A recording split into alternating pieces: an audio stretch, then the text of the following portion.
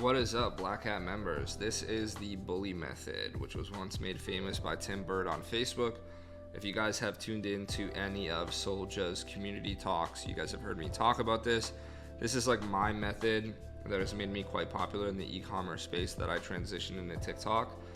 It's really intensive in terms of time commitment, but if you're somebody that's just starting and looking to drastically reduce your CPAs in terms of competition out there, this is the method that I would use. Okay, so if I was like young, hungry, just looking for super cheap CPAs, looking to just get a bunch of sales for my dollar, this is what I would do. Okay, so I've covered this a little bit in my course independently outside of this, but this is like an updated model that I'd like to bring forward towards the Black Hat community and show you guys exactly how I set this up. So what we're gonna start with is we're gonna create a conversion campaign, and then we're gonna go down and we're gonna actually allocate a budget to this. Okay, so we're gonna set the budget to $50. That's right, $50. So we're gonna say bully 50, 8 to 10. Let's do 8 to 9 a.m.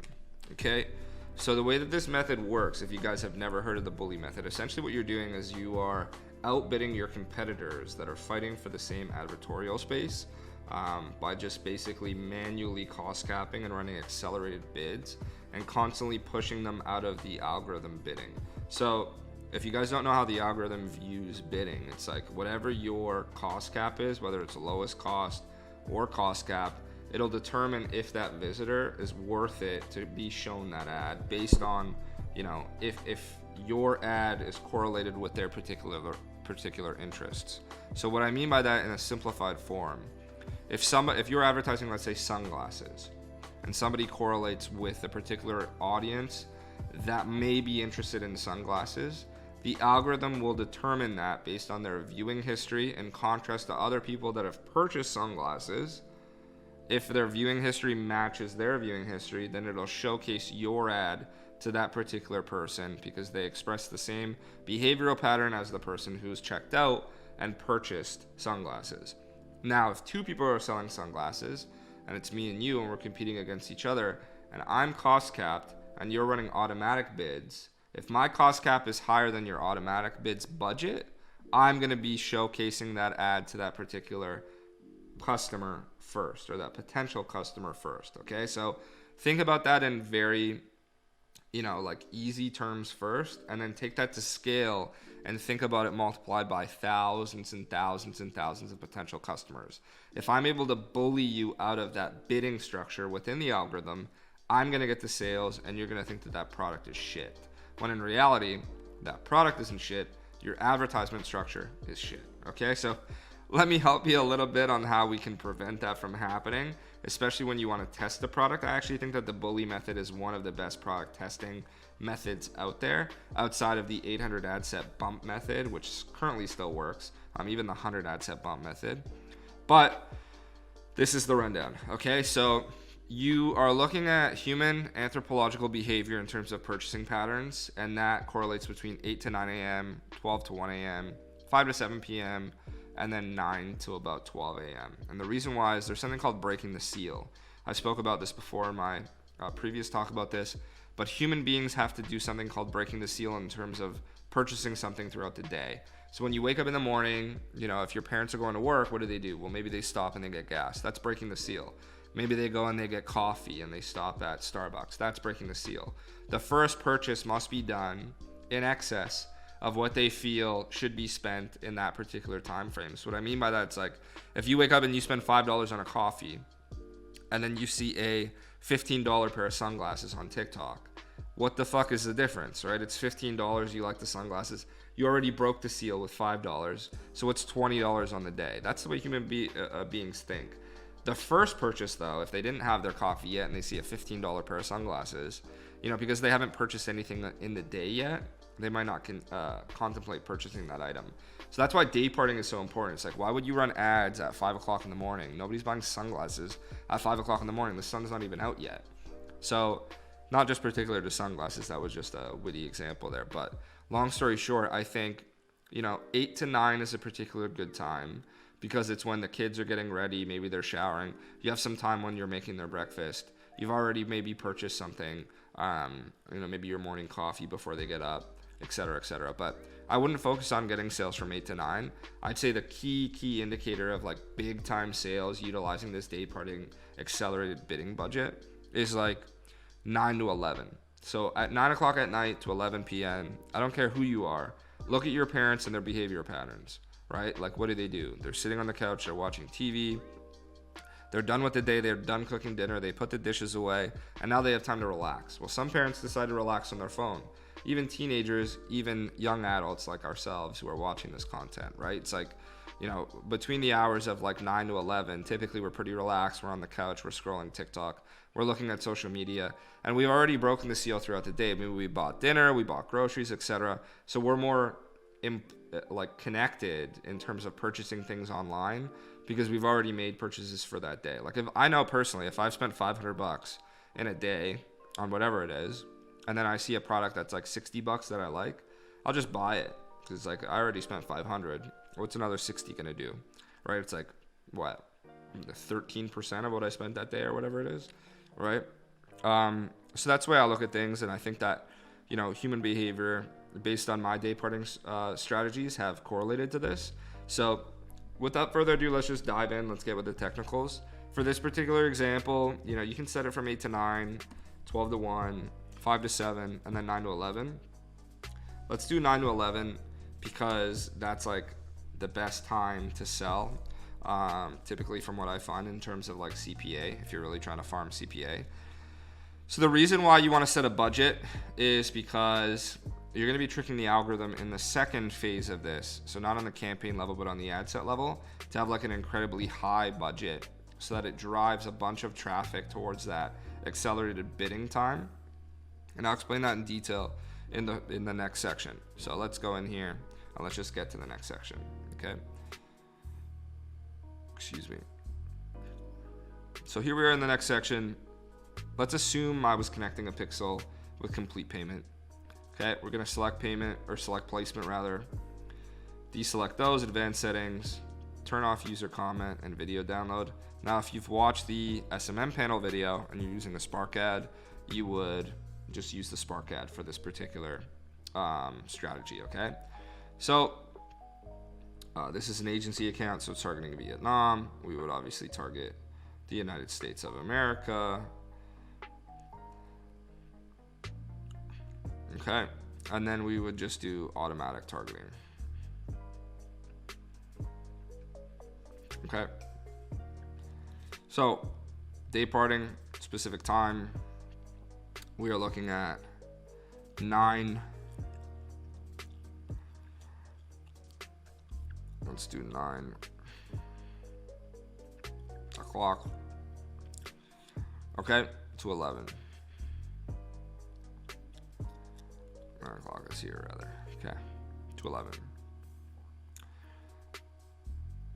Here, sorry. Okay, perfect. So 9 to 11. All right. Then we're gonna go to cost cap, and this is important. So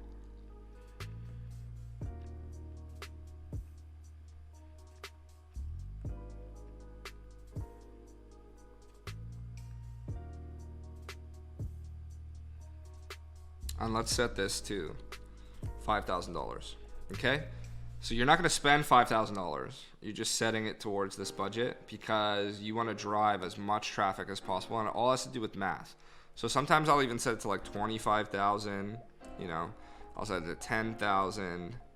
It really just doesn't matter. It's I think 5,000 is pretty safe. You can even do like 2,500 if you're particularly scared. But remember, we set that budget to $50. So the higher you set this, the better result you're gonna get, especially when you're cost capping. So let me explain why. So when you go here to cost cap, it's gonna give you an estimated amount. Okay, so this estimated amount is pretty decent. When I used to do this before, it was way less. It was like half of this. But now with the increase in advertising on TikTok, it is roughly around this amount. So once again, the decimal points are very important. It's always 33 or 77. That's it. So I'd start with the suggested minimum bid, and I'd go to 36.77. Okay. And then what I do is within these particular time frames, you have to sit down and you have to be active at this ad set. because what it's going to do is if it's not spending, so if you see that $50 budget on the campaign level and it's not spending, you have to bump this up. And what I always do is I bump it by about 10%. So keep in mind, it's accelerated. We're running at $36.77. If it's not spending, you bump it up to 38. If it's not spending, you bump it up to 40. If it's not spending, 42. If it's not spending, 44. So on and so forth. The maximum, I assume, because the budget is $50 on the campaign level, what I'd do is I'd set it to $49.77. On this case, because it's $5,000, it'll let you bid $300 per conversion. It doesn't matter, right? Because the actual advertisement budget is $5,000. My cap is usually $39. Sorry, $49. $49.77. So this doesn't necessarily mean that you're going to get sales for $49.77. You can still get CPAs under $5. What you're just telling the TikTok algorithm is like, hey, look, I'm willing to spend $5,000 in 2 hours. So that's what? That's 120 minutes. And I have $5,000. So you can divide the $5,000 by 120 minutes. So do the math on that and determine what you'd be spending per hour, right? Or per minute, rather. So you're spending $41 per minute, right? So if you think about that in terms of the amount of people that are going to be shown this ad using this bully method, like that's why it's so powerful. So we're able to get like CPAs. Even when I was testing this on the Luca Nets chat, like way back, we were getting CPAs for like 3 to 4 cents, like literally. Okay, and it might not update. So I always recommend having 2 screens. You showcase the Shopify on one side of the screen, and then you use this bully method on the other side of the screen. And it's a manual job. You literally have to sit there and you have to bump the budgets to correlate within the spend that you're trying to achieve. So if you notice no traffic, bump the budget. If you notice too much traffic, lower the budget. Okay, if it allows you to. If it doesn't, turn off the campaign and do it at that point. But what we're doing is, when I'm thinking like the algorithm in this sense, we're running accelerated, so we want as many people as possible to see it as quickly as possible. As soon as this ad turns on, it thinks it has $5,000. It doesn't see the fact that the campaign is capped at $50. It doesn't mean that it's going to actually spend $5,000. It just means that it's going to show it to a ton of people, because the learning phase for TikTok, it's like they'll show it to thousands and thousands and thousands of people, and then they'll start charging you, especially when you set it up like this. So you're able to get like CPCs of like less than a penny doing this method, I swear to God. So this is definitely something that still works. It works on Facebook. You have to sit there and you have to tinker with it. It's like a job, right? So once again, if it's not spending, if your account's not spending at all, bump the budgets. Now, let's go back to and let's talk theory. If your account's not spending at all, let's say you're not using an agency account like I am right now, and your account's not spending absolutely nothing. You create a campaign that's going to be optimizing for the 3 things: add to cart, view content, complete purchase. Okay, so 3 separate campaigns. 1 just add to cart, 1 view content, 1 conversions. If those aren't spending, then you run traffic campaigns. Okay, so what I do typically all the time is I'll run like a 10% campaign offer with just traffic in order to boost just the actual spend on the account baseline. So especially when I'm not using agency accounts, I'm just using regular accounts. It's like, if I'm spending $300 a day, I'll set a traffic campaign at $30 a day, and that'll just drastically improve the consistency of spend on that particular account. Okay, so traffic campaigns are the best way to like just start the account spending, and then what you'll notice is TikTok will start to allocate budget towards those conversion campaigns. But if right off the bat this campaign isn't working, instead of just jumping right into traffic, create one for add to cart, view content, and complete purchase.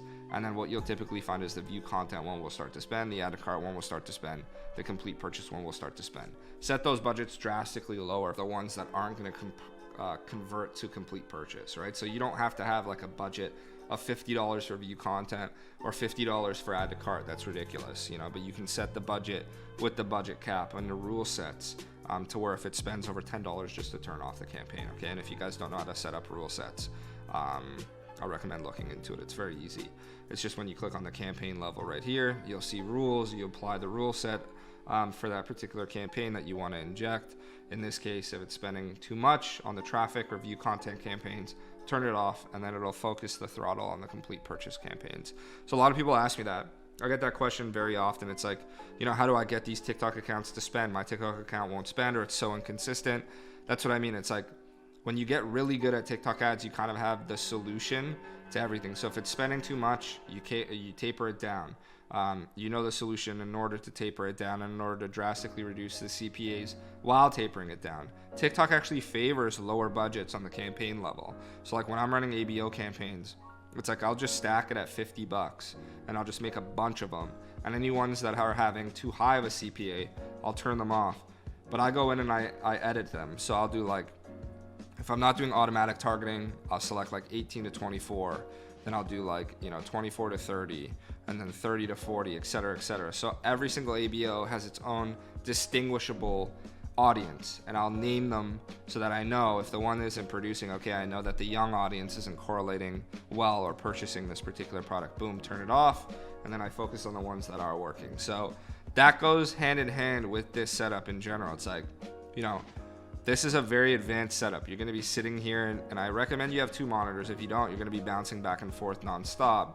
But you have to play with the visitors on the site, with the cost cap budget, because that's what's going to determine if you blow through your budget and you get no sales, or if you're actually driving some high quality traffic and achieving some sales.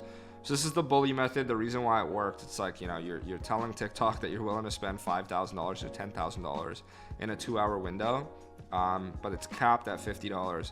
I'll run them for $250. I don't necessarily cap it at $50.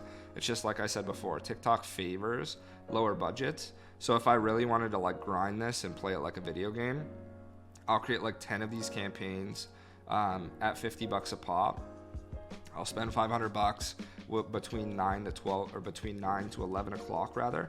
And then I'll just sit here and I'll play with the cost caps on all the campaigns and determine which ones are producing better than others. I'll change some of the variables. So instead of one spending $5,000, I'll have one spend $10,000. Obviously it's not going to spend, once again, because it's capped at $50, but you guys get the point right now, right? So once again, if you guys weren't going to do this from 9 to 11 and you wanted to do it from 11 to 1, you would just go in and make these little changes and set up the campaigns in that structure. But you have to sit there and you have to be attentive to this. I don't want anybody coming and saying, I didn't set it up properly and it blew through $10,000. It's like, if you're not paying attention to this, you're going to lose money. But if you set it up properly, this isn't no beginner shit, right? This is an advanced method. This is like Tim Bird era shit. That's like 2019. Tim Bird's like 40 now, right? So if you're just young and you think that you're going to make a bunch of money using this, you will if you do it properly. But if you're just mucking about and you're not taking it serious and you're going to forget that you have these campaigns set up, and you get drunk the night before, or whatever the case may be, like, you're going to lose money, right? So always make sure that you have the campaign capped at the budget that you're comfortably willing to risk. $50 does really well. Duplicate, change the cost caps.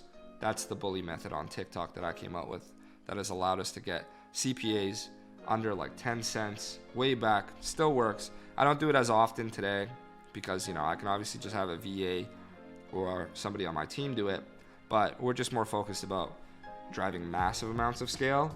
And you'll notice this is kind of like a trick to the algorithm. So it's not consistent. You might get 10 purchases one day, you might get 5 purchases the next. We like to stay consistent and just keep compounding that data in order to drive our sales. But shit, if you're just starting out and you don't have a heavy budget to start with, this is probably the best method outside of like that bump method currently to make money on TikTok. The bump method constantly has like patches and little things that make it inconsistent. This always works. It works on Facebook and it works on this. And if you're really lazy and you want to put in some foolproof methods in order to have it not spend, or if it's performing like shit and you have pixel targeting attribution on, you can set rule sets where if the cost per acquisition is above like $8 or $10, something that makes you unprofitable, you can turn it off. That way, as a fail safe, let's say you go and you get called down for dinner or something, it doesn't blow through that budget. Because I remember when a $50 budget or a $100 budget was a lot for me, right? So I can totally understand if it is a lot for you.